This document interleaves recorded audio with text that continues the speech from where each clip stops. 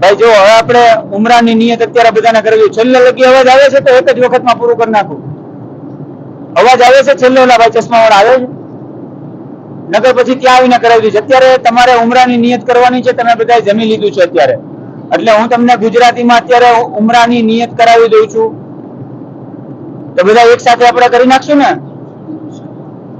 એ મારા રબ, હું ઉમરાની નિયત કરું છું, એને મારા તરફથી કબૂલ ફરમાવો અને મારા માટે આસાન ફરમાવો. હવે ઉમરાની નિયત થઈ ગયા બાદ તમારે 3 વખત તલબિયા પડવા વાજિબ છે. એટલે 3 વખત તલબિયા હું તમને અત્યારે પડાવી દઉં છું. પછી તમે જ્યાં સુધી કાબા શરીફ તમારી સામે ન આવે ત્યાં સુધી તમારે જે છે એ તલબિયા પડવાના છે, લબ્બૈક પડવાના છે. લબ્બૈક અલ્લાहुम्मा લબ્બૈક, લબ્બૈક લા શરીક લક લબ્બૈક,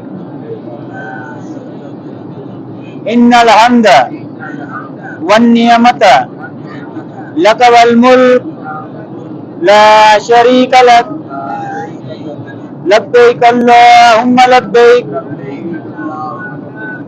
લબ્બૈક લા શરીક લક લબ્બૈક,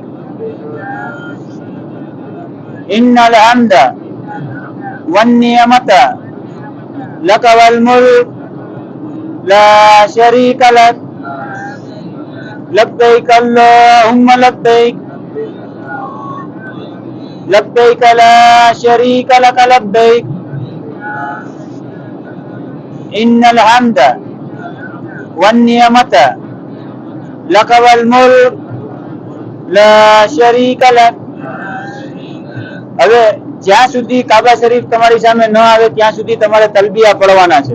એનો સવાબ જે છે એ ખૂબ જ તમને આપવામાં આવશે. હવે તમે જે કાંઈ બી છે અત્યારે ઉમરાની નિયત કરી એટલે તમારી ઉપર અમુક પાબંદીઓ જે છે એ લાગી જશે.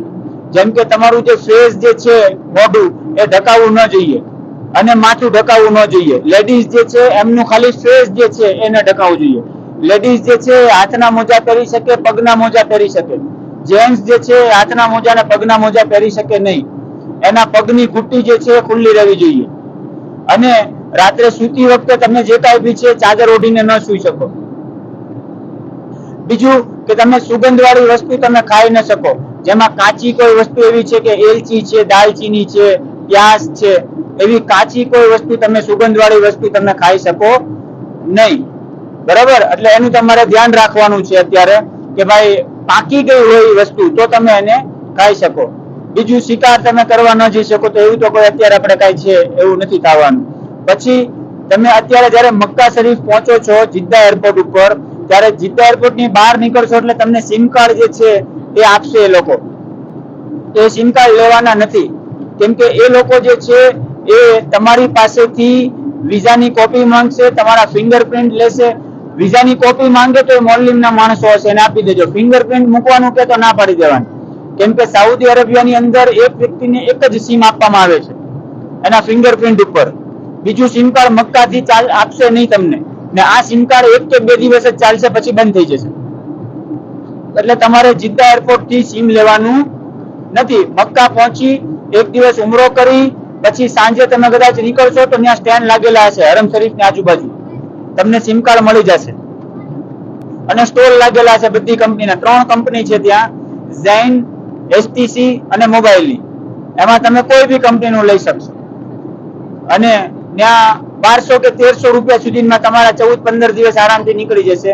30 GB સુધીનું તમે નેટ કરાવી નાખો તો તમે નેટ ટુ કોલ કરી શકશો. બરોબર? બીજું કે તમે જયારે બહાર નીકળો છો ત્યારે એક રસ્તો, જે કાંઈ બી તમારો સામાન લઈને તમે નીકળશો ત્યારે જે કાંઈ બી છે તમને એક બસ પાર્કિંગમાં મોકલવામાં આવશે. ત્યાં તમારી બસ પડી હશે, મોલ્લીમના માણસો એમ કે તમારી બસ સામે છે તો ત્યાં જઈને ઉભા રહેજો. સીધો સામાન નાખીને ચડી ન જતા બસમાં. તમારો ગ્રુપ લીડર આવે પછી સામાન ગોઠવો, અથવા તો થોડો ઘણો સામાન મુકાવીને ત્યાં ઉભા રહ્યો. તમે બસમાં ઉપર ન ચડી જાવ, કેમ કે તમારી બસ છે એ કન્ફર્મ નહીં હોય. કેમ કે બધા કંપનીના સિરકાની અલગ અલગ બસ હશે, એટલા માટે. ઓકે, ચાલો.